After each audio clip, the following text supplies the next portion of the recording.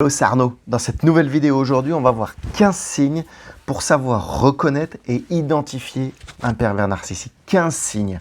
Ça fait beaucoup, mais au moins, tu vas vraiment pouvoir élargir la chose. On ne va pas définir dans cette vidéo ce qu'est un pervers narcissique. Tu peux le trouver facilement sur Internet. Mais les 15 signes, parce que souvent ces signes arrivent doucement, tu t'en rends pas compte. Et une fois que tu es pleinement dans une relation toxique avec un pervers narcissique ou une perverse narcissique, c'est là que tu vas vraiment te rendre compte des choses et il pourra peut-être être trop tard si tu continues d'attendre ou de subir tous ces signes. Tout d'abord, n'hésite pas à mettre des likes, des pouces en haut, des commentaires pour enrichir cette vidéo, les personnes, les femmes qui continueront ensuite de la regarder. Et puis partager cette vidéo si tu as une amie qui est avec un pervers narcissique ou si des membres de sa famille lui en parlent, essaie de l'alerter, si toi-même ou tu es dans un groupe de copines qui alerte cette même amie, n'hésite pas, on va voir justement, on va faire le détail dans cette vidéo avec les 15 signes. 15, ça fait beaucoup, mais tu vas voir, je suis sûr que tu vas réussir à identifier au moins un ou deux, voire plusieurs, peut-être même tous les signes qui sont caractéristiques de ces pervers narcissiques. Cette vidéo va être longue, je préfère te prévenir, mais elle va être riche. Alors, tout d'abord, dans une relation avec un pervers narcissique, il ne faut pas tout faire au niveau amalgame. Il peut y avoir de la jalousie dans un couple, ça arrive, ok, un petit peu de jalousie. Ça peut même être mignon, j'ai envie de dire. Tu vois que l'autre t'aime vraiment. De la jalousie, mais pas de la possession. La possessivité, c'est vraiment quand il y a un aspect de contrôle et là, ça va être vraiment le pervers narcissique qui va arriver dessus. Et en fait, comme je te disais, c'est vraiment dingue parce que c'est un peu comme un cancer. Tu l'entends pas au début, tu n'entends pas ces phrases, ces remarques à cette personne qui prend contrôle sur toi, mais au fur et à mesure du temps, tu vas le ressentir. Et en fait, tu vas être manipulé sur plein d'aspects, autant mentalement par rapport à tes choix, au niveau de tes émotions, par rapport aux réactions, et puis même physiquement par rapport à tes besoins. Si tu as envie de faire du sport ou des loisirs, tu ne vas pas pouvoir. Donc le premier signe, c'est le grand classique, c'est qu'il va t'isoler par rapport à ta famille et tes amis. On en parlait juste avant un petit peu, justement. Et en fait, il va te faire culpabiliser par rapport à cette isolation et culpabiliser en te disant que tu ne passes pas assez de temps avec lui. Et la culpabilité, en fait, ça va te ronger. Mais le problème, c'est que tu n'auras pas d'avis extérieur. Vu que tu ne passes pas assez de temps avec lui, tu vas vouloir passer plus de temps avec lui. Tu n'auras pas d'avis extérieur et tu ne vas pas pouvoir réfléchir, prendre du recul ou peut-être même lâcher prise. Donc toi, ça va te turlupiner et le pire là-dedans, c'est que lui, souvent, il va garder une vie sociale à côté. Plusieurs femmes me l'ont dit, moi ça me rend fou ça. Un couple, tu es deux. Il n'y en a pas qu'un qui décide pour l'autre, où il n'y a pas que de la liberté pour l'un et pas pour l'autre. Non. Pourquoi lui, il continue de voir ses amis si toi, tu ne peux pas voir les tiens ni ta famille? C'est dingue. C'est juste dingue. Le deuxième signe que tu es avec un pervers narcissique, c'est en fait le besoin constant de savoir où tu te trouves. C'est-à-dire où, avec qui, quand, combien de temps. Vraiment, le contrôle. Ça reste dans cette idée-là. Et c'est un truc qui est quand même dingue. C'est vraiment une obsession du contrôle. C'est plus que de la maniaquerie, c'est une obsession de dingue. Et en fait, tout ça, c'est parce qu'il n'a pas confiance en lui-même. Donc, il n'arrive pas à te faire confiance à toi. C'est une question ni plus ni moins de confiance. Mais souvent, les pervers narcissiques qui ont besoin de savoir où tu es, ils ne se rendent pas compte, c'est inné en fait. Ils ont besoin. C'est un travail à faire sur lui et pas forcément sur toi, justement. Le troisième signe, ça aussi c'est dingue, on en parlait un peu avant, c'est qu'il prend les décisions à ta place. Alors plus précisément, je m'explique. Il peut y avoir en fait, tu peux être parfois indécise. Le fait qu'il t'aide ou qu'il te propose, tu vois, par exemple, une, deux ou trois, plusieurs propositions, c'est normal, c'est OK. La chose, c'est si jamais tu ne donnes ton avis et qu'il décide pour toi. Ben là, justement, c'est pas OK du tout. Là, c'est pas une indécision, c'est qu'il prend toutes les décisions pour toi. Et là, si ça commence comme ça, il va te dire comment t'habiller, il va te dire comment manger et il va même te dire les lieux ou les endroits où tu auras le droit d'aller.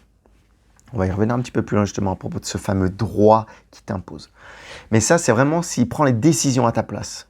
Mais non, il n'a pas à prendre les décisions à ta place. Ça paraît logique, mais c'est quelque chose de grave, quoi. Bref, ça c'était le troisième. Il prend les décisions à ta place. Le quatrième, c'est cliché, mais c'est tellement ça en fait. Il va vérifier ton téléphone. Que ça soit autant tes SMS directement, où il va te suivre à fond, commenter tous tes posts sur les réseaux sociaux, te suivre à la culotte, j'ai envie de dire, entre guillemets, mais vraiment te suivre. Et il va avoir peur constamment, là aussi, il y a beaucoup de peur, hein, il va être constamment peur d'être trompé.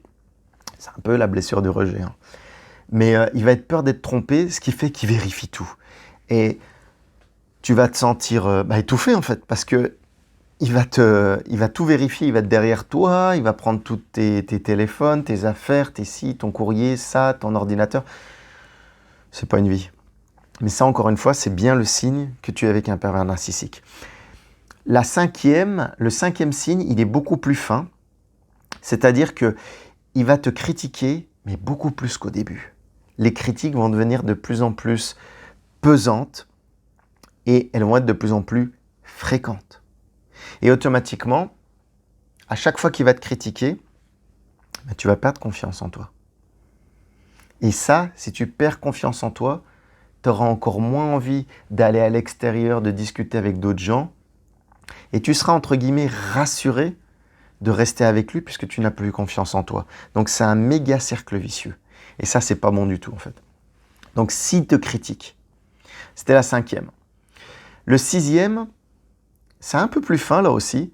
S'il te décourage par rapport à tes projets professionnels ou tes ambitions, ce que tu veux faire vraiment. Alors, pourquoi il peut te décourager ? Simplement, il y a deux raisons en fait. Soit la première, c'est que lui, il n'a pas de réussite. Soit la deuxième, il n'a pas envie que tu aies plus de réussite que lui. C'est bon, la libération de la femme, les femmes indépendantes, elles ont le droit de vivre aussi, les femmes. Enfin, c'est un truc de dingue, quoi. Donc, il va te décourager sur tes projets pro. Et ça, c'est un truc de fou.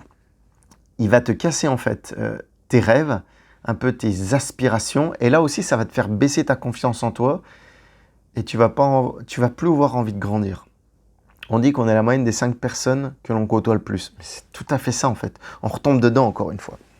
Donc ça, c'était le sixième signe. Le septième, on arrive enfin à la moitié. Il joue la victime. Alors, quand je dis il joue la victime, c'est-à-dire que si toi, tu te mets par moment à te poser des questions ou à être déprimé, avoir un petit coup de blues, et ben, qu'est-ce qu'il va faire ? Lui, il va te manipuler justement en te faisant culpabiliser et en te disant que c'est lui la victime, que en fait, toi, tu es bien, qu'il a eu... Des fois, il peut ramener des choses du passé sur le présent et automatiquement, tu vas culpabiliser. Donc ça, il va jouer à la victime. C'était le septième. Le huitième signe, c'est qu'il va te menacer. D'où on menace, on peut parler correctement sans se menacer. Mais il va te menacer. Pourquoi il te menace ? En fait, il va te menacer parce que tu vas répondre à toutes ses attentes et il va être perdu en fait. Mais plus précisément, ça va se passer aussi quand vous allez être en public. Il va te faire soit des regards ou des petites menaces discrètes, c'est-à-dire avec des petits sous-entendus pour te dire non, fais pas ça, ou on verra à la maison, on verra plus tard, on en reparlera, hein. Ces petites choses-là. Non, tu dis les choses, c'est pas parce que tu es en public, tu n'as rien à cacher, quoi. Enfin, à un moment, ouais, il y a de l'intimité, mais ça n'a rien d'intime. Enfin, puis tu les emmerdes, les gens. Enfin, tu as le droit de dire ce que tu veux, quoi. Que ça soit ton chéri ou d'autres personnes. Bon, dans la limite de la vulgarité, hein. On va pas partir en justice, mais sérieusement, il ne doit pas y avoir de menaces, en fait. C'est pas liberté, égalité, fraternité, quoi. Enfin, t'es en France, t'es pas dans une dictature non plus. Et le problème aussi, avec ces menaces, c'est que souvent, quand tu vas t'en rendre compte, ces menaces, elles vont pas baisser avec le temps. Ces menaces, elles vont faire que d'augmenter. Donc ça, c'est quelque chose que tu vas souvent t'apercevoir, mais quand tu vas t'en apercevoir, là aussi, il va être trop tard. Et en fait, tes amis ou ta famille ou ton entourage ou des proches peuvent te faire t'en rendre compte. Parce que des menaces, c'est quelque chose qui choque quand même. C'est pas normal de menacer quelqu'un. Quand tu es en couple, tu menaces pas. Hein. En couple, tu es à deux. Au pire, tu peux être fusionnel. Mais tu te menaces pas, quoi. Des disputes, ouais, mais pas aller jusqu'à la menace. Les disputes, tu te réconcilies, hein, logiquement, après. Les disputes, c'est pas fait pour durer. Hein. Des menaces, par contre, c'est fait pour durer. Et là, ça craint. Les menaces, c'était le 8e signe. Le 9e, ça c'est un truc de dingue aussi, tu lui demandes tout le temps son avis, tu as besoin de son avis pour faire des choses, ou son autorisation, quoi. Mais c'est dingue, c'est pas ton père, c'est pas ta mère, t'es plus une enfant, t'es une adulte, et j'ai même envie de te dire, tu as le droit, tu as le devoir, tu as le besoin de faire tes propres choix. T'es majeur et t'es vacciné, il y a cette fameuse phrase. Mais alors, sens-toi libre, ne te prends pas la tête. Et en fait, si il t'empêche de sortir, par exemple, si avec tes amis, tu as besoin de lui demander ton autorisation, de faire une soirée, je sais pas moi, tu as même une soirée de boulot, un after work ou quoi que ce soit, ou un séminaire, il faut que tu lui demandes une autorisation. C'est dingue, c'est comme on disait tout à l'heure, hein, ça va commencer comme ça va continuer avec les vêtements, avec la nourriture, et puis après, avec les endroits où tu as le droit de sortir. Non, mais non. Pas d'autorisation, faut arrêter, ça c'est un mauvais signe, mais tu risques de tomber dedans aussi, donc sois alerte là-dessus, ou si une copine te dit qu'elle doit demander l'autorisation ou l'avis de son mec, tu peux mettre le doigt dessus là encore, c'est un truc de dingue. Le 10e, ça aussi c'est souvent l'extérieur qui s'en rend plutôt compte, c'est que le pervers narcissique va te contredire, mais pas que, il va te rabaisser. Et là ça va encore plus loin. Pourquoi il agit comme ça ? Peut-être que lui-même il n'a pas d'opinion, il a peur même de tes réactions. Donc en fait, il va te contredire, il va te rabaisser pour te stopper, pour t'arrêter, pour pas que tu développes, pas que tu vives, quoi, j'ai envie de dire. Mais non, mais tu as le droit de parler aussi. Enfin, t'es pas un animal. Donc, on peut ne pas être d'accord et on peut s'aimer. Ne pas être d'accord et même se le dire, mais se le dire cash, franchement. Des fois, tu peux dire, tu me fais chier. Hein. Mais c'est ok, mais au moins l'autre, il le sait. Et il peut réagir en fonction, enfin, il se remet en question, je sais pas, c'est de la communication, on en revient un peu au même. Mais c'est juste dingue d'être contredit et d'être rabaissé. Homme-femme, mais souvent le pervers narcissique le fera plus. Donc voilà. La 11e chose, c'est quelque chose d'un peu dramatique, c'est quand il y a des objets qui commencent à se casser, ou que ça en vient aux mains, qu'il y a des violences physiques. Là, tu es déjà à un stade bien avancé. Hein. Mais là, ça craint. Parce qu'il va se produire un cycle interminable. Ça va commencer déjà après que c'est explosé, que ça a explosé. Il va y avoir des excuses après la colère, mais pas que. Ça va même aller plus loin avec un pervers narcissique. Il va y avoir des promesses, mais des promesses non tenues. Donc là, c'est un petit peu dingue. Puis tout de suite après, ça va être chaud-froid. Il va y avoir des compliments. Et puis il va vouloir t'offrir, alors peut-être le lendemain, des cadeaux pour s'excuser, ou même le jour même, ou t'emmener au resto, ou aller faire les magasins, t'acheter des choses. On n'achète pas les gens. C'est du matérialisme pourri, ça, déjà, le matérialisme à la barre. Enfin bref, c'est une autre discussion. Mais en fait, ça va rentrer dans un cycle. Et automatiquement, si tu sens qu'il y a des objets qui passent, ou qui passent ou qui cassent d'ailleurs, et qu'il y a de la violence physique, là, il est urgent de partir, j'ai envie de dire même. Hein. Au-delà de rester avec le pervers narcissique, même s'il pète un câble, enfin, trouve une solution, mais réagis, mais reste pas comme ça. Hein. Ça craint. C'est pas une relation, là, c'est à sens unique. Ça, c'était le 11e. Le 12e signe, on arrive vers la fin, on arrive vers le 15e, hein, parce que là, ça devient hot potato, j'ai envie de dire. Le 12e, c'est si tu dépends de lui. Alors, tout à l'heure, on parlait de lui demander son autorisation, son avis, mais si inconsciemment, tu dépends de lui. Mais non, mais je peux pas faire ça sans lui. Ok, on arrive un peu dans le côté âme sœur, flamme jumelle, ouais. Mais attention, il y a des limites, il y a des limites à tout. Si tu dépends de lui au niveau psychologique, mais encore plus, je te parlais tout à l'heure de matérialisme de cadeaux juste avant là. Mais si tu dépends de lui financièrement, que imaginons par exemple, il gagne assez d'argent ou qu'il t'achète tellement de choses, il te dit mais arrête de travailler, t'arrêtes de travailler, tu perds ton indépendance. C'est même pas que l'indépendance financière, c'est l'indépendance féminine. Et là, ça craint. Ça craint parce que si en fait ton train de vie, tu le remets uniquement dans ses mains, eh ben, ta vie va être dans ses mains, en fait. Et là, tu vas être totalement dépendant de lui. Ça va plus être uniquement une dépendance affective, mais ça peut être une dépendance financière et une dépendance de toute ta vie, en fait. Hein. Mais non. Comme je l'ai dit tout à l'heure, hein, liberté, égalité, fraternité. On est en France, on n'est pas dans une dictature. Donc non, tu ne dois pas dépendre de lui. Mais ça peut être un 15e signe. Ou si une copine dépend de lui. Hein. Ça, les amis à l'extérieur s'en rendent aussi beaucoup plus compte quand il y a une dépendance. Parce que souvent, la personne qui va être dépendante d'un pervers narcissique, elle va être dans son cycle, elle va avoir un petit peu des œillères. Et on va venir justement sur le point 14, un peu plus loin. Mais le 13e signe, ensuite, c'est qu'il va être en colère quand tu es en désaccord. Donc, on peut être en colère quand on est en désaccord. Ok. Mais qu'est-ce qui va se produire de plus alors avec un pervers narcissique ? Le pervers narcissique, en fait, quand tu vas être en désaccord avec lui, qui va être en colère, il n'a plus de pouvoir. Parce que justement, tu es en désaccord, donc il n'a plus le pouvoir. Là, il va se sentir menacé. Et là, ça va chauffer premièrement. Et en fait, tu ne respectes le plus ces règles du jeu. C'est-à-dire que tu vas plus être sous son emprise. Et si là, justement, tu n'es plus sous son emprise, et par exemple que tu veux le quitter, tu veux partir, tu veux que votre relation, elle s'arrête. Et là, s'il sent, lui, qu'il y a une rupture, la première chose, mais qui va être automatique, le pervers narcissique ne va pas vouloir te laisser partir. Et là, il ne va pas exploser, il va te supplier, mais d'une manière hyper émotive, voire pleurer, il va se mettre à quatre pattes, quoi, j'ai envie de dire. J'avais fait une vidéo là-dessus sur la dépendance affective. C'est exactement l'image, le mec qui se tient aux jambes de la fille. C'est cliché, mais c'est trop ça. Et en fait, il va te supplier de rester avec lui, parce que sinon, il va péter un câble, il va être violent, il va tout casser chez lui, le mec va péter un câble.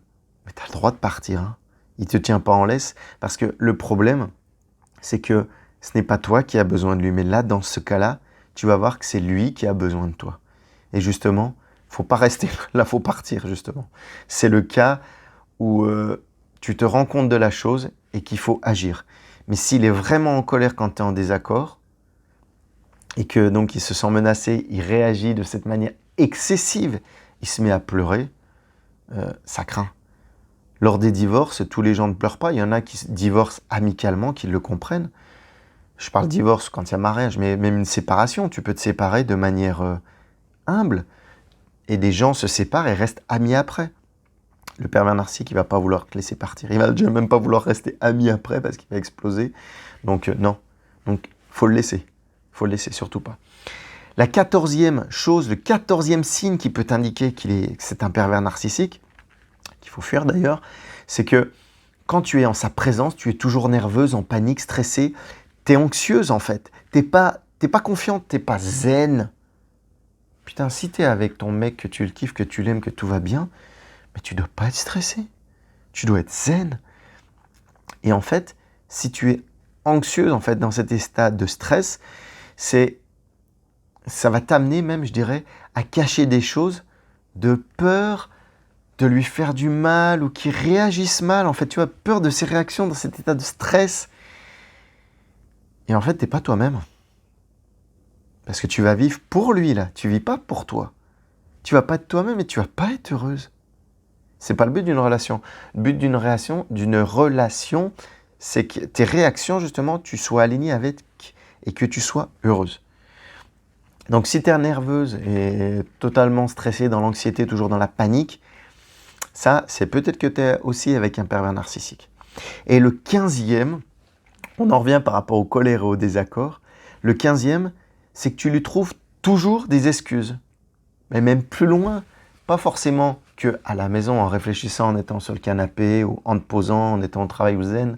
Enfin non, zen, on se comprend. Hein. Mais quand tu vas être en famille ou avec des amis, ces personnes extérieures à votre cercle narcissique, j'ai envie de dire, elles vont réagir, elles vont te dire « ouais, il fait ci, il fait ça, il fait ci, il fait ça ». Donc, toi, tu vas le défendre. Ok. Ça peut être un peu normal au début, au premier abord, de le défendre par tous les moyens, tout le temps.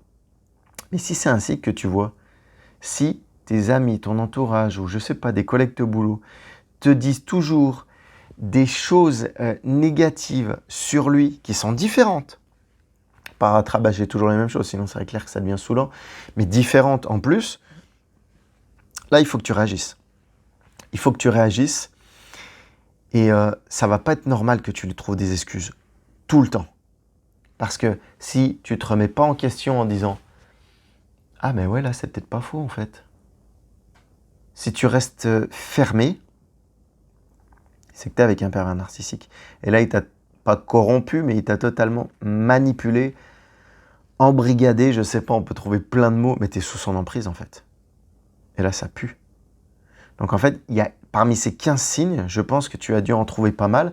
Et en globalité, en général, quand tu es avec un pervers narcissique, si tu ne peux pas parler, si tu ne peux rien remettre en question, si tu n'as pas une certaine liberté d'agir ou même de réfléchir,